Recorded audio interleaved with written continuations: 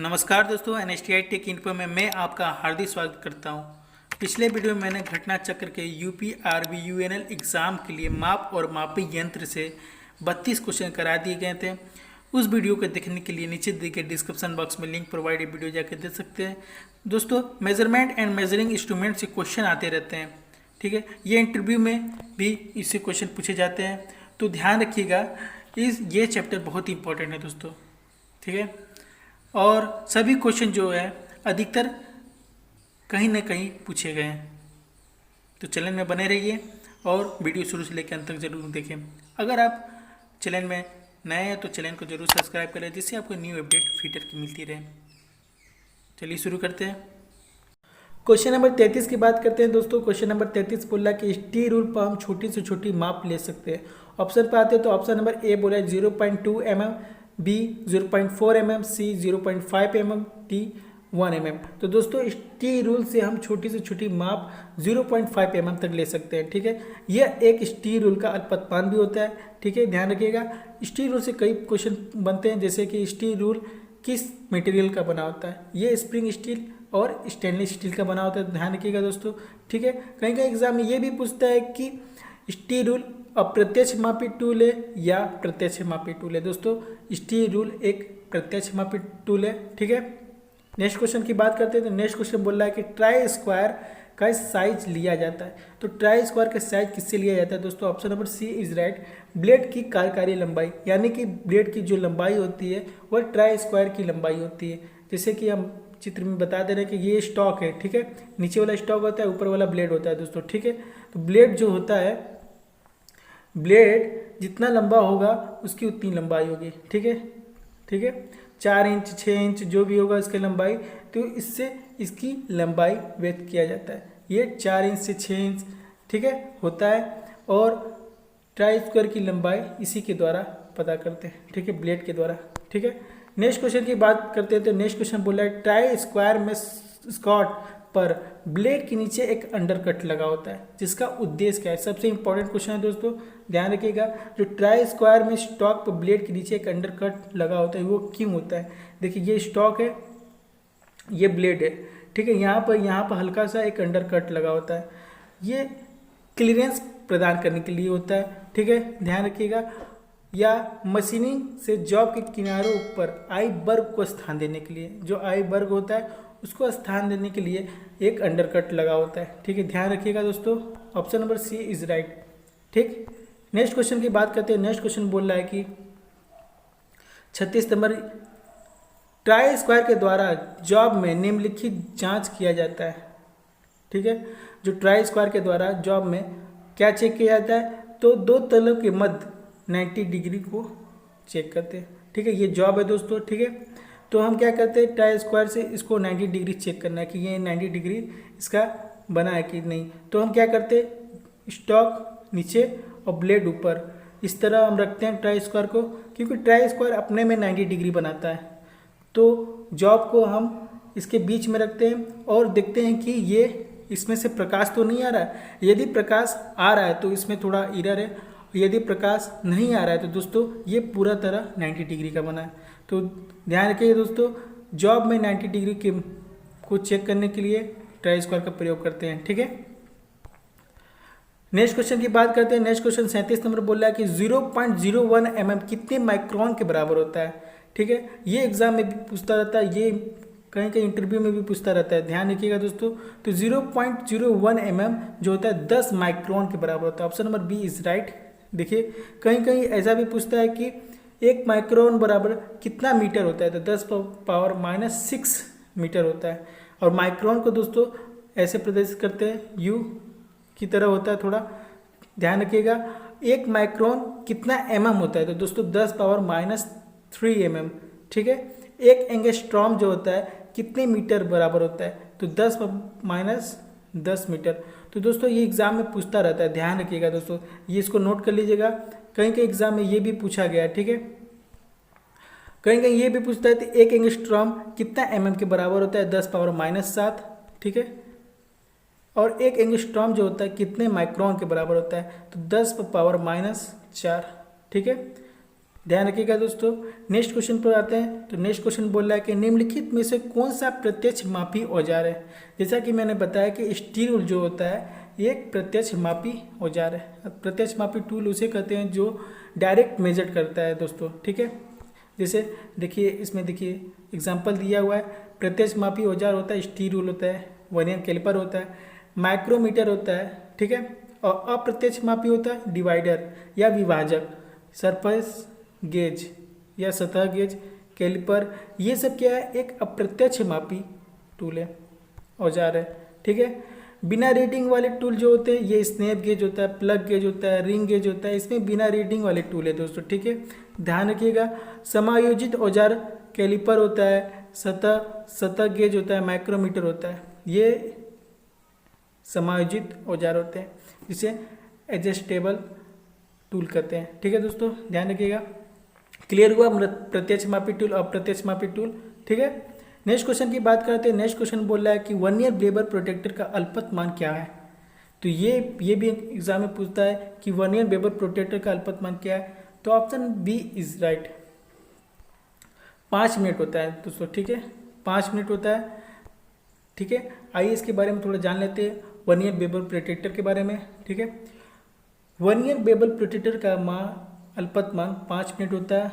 यह एक कोण मापने वाला सूक्ष्म मापी यंत्र है। देखिए ये लाइन जो है बहुत इंपॉर्टेंट है क्योंकि वर्नियर बेबर प्रोटेक्टर के द्वारा हम कोण मापते हैं, ठीक है। जिसका प्रयोग किसी जॉब के 5 मिनट की परिशुद्धता में लेआउट या जांच करने के लिए किया जाता है, ठीक है। इसकी बनावट में एक ग्रेजुएटेड प्लेट के साथ एक स्थिर स्टॉक और एक समायोजित ब्लेड होता है। डिस्क पर पूरी गोलाई में आगे और पीछे की ओर 0 से लेकर 180 डिग्री में खाने बनी होती है, जैसा कि आप लोग चित्र में देख रहे हैं, ठीक है। इसे किसी वृत्त के चारों ओर किसी भी कोण में घुमाया जा सकता है। ध्यान रखिएगा। किसी भी निश्चित स्थिति में नट के द्वारा क्लैंप किया जाता है, सेट कर दिया जाता है। जहाँ भी हमको डिग्री मिल रहा है तो उसको क्या करते हैं, नट के द्वारा क्लैंप कर देते हैं, कस देते हैं, ठीक है। क्लियर हुआ। तो वर्नियर बेबर प्रोटेक्टर से ये क्वेश्चन पूछता है कि वर्नियर बेबर प्रोटेक्टर का अल्पत मान क्या है और वर्नियर बेबर प्रोटेक्टर क्या मापता है, ठीक है। ये कोण मापता है, ठीक है। 40 नंबर क्वेश्चन की बात करते हैं दोस्तों। 40 नंबर क्वेश्चन बोल रहा है मीट्रिक माइक्रोमीटर में एक पूर्ण चक्कर में थिम्बल आगे बढ़ता है। तो दोस्तों बहुत इंपॉर्टेंट क्वेश्चन है दोस्तों, ठीक है। क्योंकि मीट्रिक माइक्रोमीटर में एक पूर्ण चक्कर जब हम लगाते हैं तो थिम्बल जो है वो कितना आगे बढ़ता है, ठीक है। तो दोस्तों 0.50 मतलब 0.5 mm आगे बढ़ता है। क्यों बढ़ता है, आइए इसके बारे में जान लेते हैं। पहली बात, मीट्रिक माइक्रोमीटर एक पूर्ण चक्कर में थिम्बल जो होता है 0.50 mm आगे बढ़ता है। माइक्रोमीटर जो होता है दोस्तों स्क्रू और नट के सिद्धांत पर क्या करता है, ये भी इंपॉर्टेंट है। माइक्रोमीटर से ये क्वेश्चन पूछता रहता है दोस्तों कि माइक्रोमीटर किस सिद्धांत पर कार्य करता है। तो नट, स्क्रू और नट, ठीक है। और जो 0.5 आगे बढ़ता है इसके बारे में बात करते हैं। मीट्रिक माइक्रोमीटर में स्पेंडल पर 0.5 mm पिच वाली चूड़ी होते हैं। देखिए यही रीज़न होता है कि 0.5 वाले जो चूड़ी होता है तो हम जब थिम्बल आगे बढ़ाते हैं तो 0.5 mm ही आगे जाएगा, सॉरी दोस्तों, ठीक है। 0.5 mm ही आगे जाएगा क्योंकि स्पेंडल में जो चूड़ी होता है वो 0.5 mm का होता है, ठीक है। क्लियर हुआ। नेक्स्ट क्वेश्चन की बात करते हैं। तो नेक्स्ट क्वेश्चन ये बोल रहा है कि मीट्रिक माइक्रोमीटर का अल्पत मान कितना होता है, ठीक है। देखिए दोस्तों मैं जितना भी नोट कर बता रहा हूँ वो सभी इंपॉर्टेंट है, ठीक है। तो मीट्रिक माइक्रोमीटर का अल्पत मान कितना होता है, देखिए लिस्ट काउंट कितना होता है मीट्रिक माइक्रोमीटर का। तो option number A is right, 0.01 mm होता है, ठीक है। ये पूछता रहता है कि मीट्रिक माइक्रोमीटर का लिस्ट काउंट कितना होता है, ठीक है। तो क्वेश्चन नंबर 42 पे आते हैं। तो क्वेश्चन नंबर 42 बोल रहा है कि यूनिवर्सल बेबर प्रोटेक्टर की अल्पत मान कितना होता है। तो यूनिवर्सल बेबर प्रोटेक्टर का अल्पत मान होता है दोस्तों 5 मिनट। ध्यान रखिएगा, ये एग्जाम में पूछता रहता है कि यूनिवर्सल बेबर प्रोटेक्टर का अल्पत मान क्या है। तो इससे भी कुछ महत्वपूर्ण तथ्य दिया हुआ है, आइए देख लेते हैं। जैसे न्यूटन रीडिंग जो होता है इसके 5 मिनट होता है। परिशुद्धता सुनिश्चित करने के लिए ब्लेड की फाइन समायोजन की जांच की जाता है। ठीक है। इसके साथ एक हाइट गेज लगा होता है। क्लियर हुआ? 3 चीज़ें ध्यान रखिएगा वो यूनिवर्सल वेबर प्रोटेक्टर से। नेक्स्ट क्वेश्चन की बात करते हैं तो नेक्स्ट क्वेश्चन बोल रहा है कि वर्नियर डेप्थ गेज की अल्पतमान क्या होता है। ये भी इंपॉर्टेंट क्वेश्चन है दोस्तों। वर्नियर डेप्थ गेज से क्वेश्चन ये भी पूछता है कि इसका लीस्ट काउंट कितना है। तो दोस्तों option number D is right, 0.02 mm होता है। कंफ्यूज मत होइएगा दोस्तों, क्योंकि वर्नियर डेप्थ गेज का अल्पतमान होता है 0.02 mm। नेक्स्ट क्वेश्चन की बात करते हैं तो नेक्स्ट क्वेश्चन बोल रहा है वर्नियर हाइट गेज की अल्पतमान क्या होता है। तो वर्नियर हाइट गेज का अल्पतमान होता है 0.02 mm। ये भी क्लियर कर लीजिएगा दोस्तों, ठीक है। नेक्स्ट क्वेश्चन की बात करते हैं तो नेक्स्ट क्वेश्चन बोल रहा है लेइंग आउट करते समय वर्नियर हाइट गेज का प्रयोग करना चाहिए, ठीक है। तो क्यों करना चाहिए ये बताना है, किस पर करना चाहिए ये बताना है। तो दोस्तों option number A is right, surface plate पर। जब लेइंग आउट करते समय हम वर्नियर हाइट गेज का प्रयोग करते हैं तो किस पर करते हैं, उस पर सरफेस प्लेट पर करते हैं, यानी कि सतह प्लेट पर। Option number A is right, ठीक है, ए इज राइट, ठीक है। नेक्स्ट क्वेश्चन की बात करते हैं। नेक्स्ट क्वेश्चन बोल रहा है कि माइक्रोमीटर में रेचेट स्टॉप सहायक होता है। जो माइक्रोमीटर में लास्ट में जो रेचेट स्टॉप लगा होता है वो किसका सहायक करता है, मतलब क्या हेल्प करता है। तो वो दाब को नियंत्रित करने के लिए करता है, कि स्पिंडल को लॉक करने के लिए करता है, कि जीरो त्रुटि को समायोजित करने के लिए करता है, या कार्यखंड को पकड़ने के लिए करता है, ठीक है। तो दोस्तों ये देखिए इंपॉर्टेंट क्वेश्चन है। तो दाब को नियंत्रित करने के लिए करता है, क्योंकि रेचेट स्टॉप जो लगा होता है उसमें क्या होता है कि जब हम प्रेशर देते हैं तो ये चैटरिंग की आवाज़ होता है, ठीक है, जिससे ये पता चलता है कि जॉब कसा गया है, जॉब फिट हो गया है, ठीक है। और ज़्यादा प्रेशर दे देंगे तो उसमें क्या होगा, मिस हो जाएगा। तो इसको इसीलिए इसका रेचेट स्टॉप का यही प्रयोग है कि इसमें जब हम प्रेशर देते हैं तो ये इसमें चैटरिंग के साउंड आने लगता है, जिससे ये पता चल जाता है कि इसमें अब ज़्यादा प्रेशर नहीं देना है। क्लियर हुआ? Option number A is right, दाब को नियंत्रित करने के लिए करते हैं। नेक्स्ट क्वेश्चन की बात करते हैं। नेक्स्ट क्वेश्चन बोला है डायल टेस्ट इंडिकेटर के प्लंजर की रेखीय गति को पॉइंटर की घूरी गति में बदलने के लिए निम्नलिखित में से कौन सा यंत्र वाली प्रयोग में लाया जाता है। सबसे इंपॉर्टेंट क्वेश्चन ये देखिए, ध्यान दीजिएगा दोस्तों। जो डायल टेस्ट इंडिकेटर होता है वो तो रेखीय गति को घूर्णी गति में बदलता है। ये तो बात क्लियर है ना आपको, ठीक है। ये जो है किस पर काम करता है यही पूछ रहा है। तो रेक एंड पिनियन पर काम करता है। जो डायल टेस्ट इंडिकेटर है वो रेक एंड पिनियन पर काम करता है। इंपॉर्टेंट है, देखिएगा दोस्तों, ठीक है। नेक्स्ट क्वेश्चन की बात करते हैं। नेक्स्ट क्वेश्चन बोल रहा है कि 48 नंबर बोल रहा है वर्नियर कैलिपर का अल्पतमान क्या है। वाह क्या क्वेश्चन है दोस्तों, इससे बहुत क्वेश्चन पूछता रहता है कि वर्नियर कैलिपर का लिस्ट काउंट क्या है। तो दोस्तों option number D is right, 0.02 mm होता है। कितना होता है, 0.02 mm होता है, ठीक है। वर्नियर कैलिपर की बात करते हैं तो वर्नियर कैलिपर के बारे में हम निमी के बाद जब क्वेश्चन करा रहे हैं तो उसमें सभी पार्ट और सभी चीज़ का बारे में बताए थे। उस वीडियो के देखने के लिए दोस्तों नीचे डिस्क्रिप्शन बॉक्स में लिंक प्रोवाइड है, जाके देख सकते हैं दोस्तों, ठीक है। ये सब मैंने सभी जो क्वेश्चन है उस पर मैंने कुछ ना कुछ बताया है। उस वीडियो को देखने के लिए आप चैनल को सब्सक्राइब कर लीजिए, जिससे ये आपको पता चले कि क्या है क्या नहीं है, ठीक है। 49 नंबर की बात करते तो बोला एक वर्नियर कैलिपर की मेन स्केल की 39 mm की दूरी को वर्नियर स्केल के 12 बराबर भागों में बांटा गया। इस वर्नियर कैलिपर की अल्पतमान क्या है। तो option number B is right. कैसे आया देखते हैं।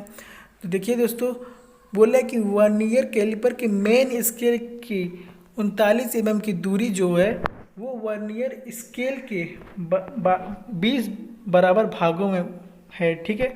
तो देखिए नेक्स्ट क्वेश्चन 50 नंबर बोल रहा है कि यदि किसी वर्नियर कैलिपर के मेन स्केल पर 0.50 mm के निशान अंकित है तथा वर्नियर स्केल पर 25 निशान है जो कि मेन स्केल के 24 निशान के बराबर है, ठीक है, उसकी अल्पतमान क्या होगी। तो दोस्तों अल्पतमान निकालने के लिए एक सूत्र होता है, ठीक है, ये ध्यान रखिएगा, ये एक इम्पॉर्टेंट सूत्र है अल्पतमान निकालने के लिए, ठीक है।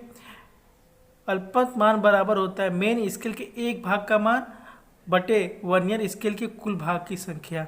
देखिए इससे अल्पतमांक निकलता है दोस्तों, ध्यान रखिएगा ये फार्मूला बहुत इंपॉर्टेंट है, कहीं भी एग्जाम में पूछ दे अल्पतमांक निकालने के लिए तो ये फार्मूला को अप्लाई कीजिएगा।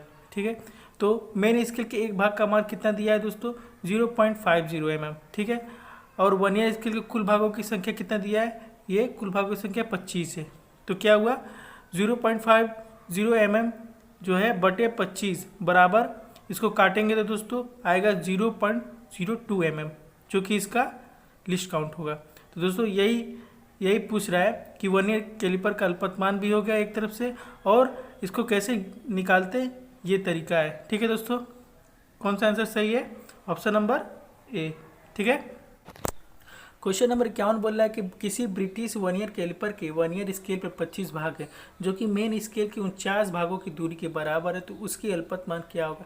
तो ब्रिटिश वर्नियर कैलिपर का अल्पतमान होता है 0.001 inch. Option number C is right. Next question पर आते हैं। तो नेक्स्ट क्वेश्चन बोल रहा है कि इनसाइड माइक्रोमीटर में थिम्बल के ऊपर क्या होता है। तो दोस्तों इनसाइड माइक्रोमीटर जो होता है वो थिम्बल के ऊपर होता है एनविल। ठीक है, option number C is right. स्थिर एनविल कह सकते हैं या एनविल कह सकते हैं। ठीक है, नेक्स्ट क्वेश्चन पर आते हैं। तो दोस्तों नेक्स्ट क्वेश्चन बोल रहा है कि धनात्मक शून्य त्रुटि में थिम्बल की शून्य रेखा डेटल लाइन के आगे रहती है, पीछे रहती है, कहीं भी हो सकती है या इनमें से कोई नहीं। तो दोस्तों धनात्मक जो शून्य त्रुटि होता है थिम्बल की शून्य रेखा जो होता है वो पीछे रहती है। Option number B is right. तो आइए जान लेते हैं क्या बोल रहा है। तो बोल रहा है कि धनात्मक शून्य त्रुटि में थिम्बल की शून्य रेखा डेटम लाइन के पीछे रहती है। ठीक है, यदि थिम्बल का शून्य डेटम लाइन से पीछे रह जाता है तो यह त्रुटि क्या कहलाता है, पॉजिटिव, मतलब धनात्मक। इसको अंत में जॉब की ली गई माप से घटाया जाता है। ठीक है, यदि हमको ऋणात्मक हमको इरन निकालना है तो हम जोड़ते हैं, और धनात्मक इरन निकालना है तो हम लोग क्या करते हैं, घटाते हैं, उल्टा करते हैं। ठीक है, तो नेक्स्ट क्वेश्चन बात करते हैं, माइक्रोमीटर किस सिद्धांत पर कार्य करता है। सबसे इंपॉर्टेंट क्वेश्चन, बहुत इंपॉर्टेंट क्वेश्चन है दोस्तों, ध्यान रखिएगा। माइक्रोमीटर नट और बोल्ट के सिद्धांत पर काम करता है। Option number D is right. जैसे कि इसमें दिया है कि माइक्रोमीटर नट और बोल्ट के सिद्धांत पर कार्य करता है। ठीक है, यह एक चक्कर के दौरान इसके स्पेंडल की लंबाई की गति स्क्रू पिच के बराबर होती है। मीट्रिक माइक्रोमीटर में स्पेंडल पर 0.5 mm पिच वाली थ्रेड होती है। इंपॉर्टेंट है। इस प्रकार के थिम्बल के एक चक्र में स्पेंडल 0.5 mm आगे बढ़ता है। ठीक है, बैरल पर एक 25 mm लंबी की डेटल लाइन बनी होती है। ठीक है, क्लियर हुआ। नेक्स्ट क्वेश्चन की बात करते हैं। नेक्स्ट क्वेश्चन बोल रहा है कि वर्नियर डेप्थ गेज का प्रयोग किससे मापने के लिए करते हैं। तो दोस्तों वर्नियर डेप्थ गेज का प्रयोग किसी छिद्र की गहराई को मापने के लिए करते हैं। Option number is B, step blind छिद्र की गहराई। ठीक है, डेप्थ मतलब गहरा होता है। ठीक है, ध्यान रखिएगा, इससे भी अपना IQ लगा सकते हैं आप लोग। जैसे बोल रहा है कि वर्नियर डेप्थ गेज का प्रयोग स्टेप अंधे छिद्र की गहराई मापने के लिए करते हैं। वर्नियर डेप्थ गेज एक सूक्ष्म मापी यंत्र है। ठीक, इसका प्रयोग छिद्र से रिसिस, खांचा, बंद छिद्र और स्टापों की 0.02 mm की परिशुद्धता तक की गहराई माप सकता है। तो ये भी एक क्वेश्चन बन गया कि वर्नियर डेप्थ गेज का अल्पतमान क्या होता है। तो 0.02। क्लियर हुआ। नेक्स्ट क्वेश्चन की बात करते हैं। नेक्स्ट क्वेश्चन बोल रहा है कि टेपर के कोण की परिशुद्धता से मापने के लिए निम्नलिखित में से किस यंत्र का प्रयोग किया जाता है। तो टेपर कोण जांचने के लिए किसका प्रयोग करते हैं, वर्नियर बेवल प्रोटेक्टर का। ठीक है, आइए इसके बारे में जान लेते हैं। टेपर के कोण को परिशुद्धता से मापने के लिए वर्नियर बेवल प्रोटेक्टर का प्रयोग करते हैं। यह कोण मापी यंत्र है दोस्तों। ठीक है, क्लियर हुआ।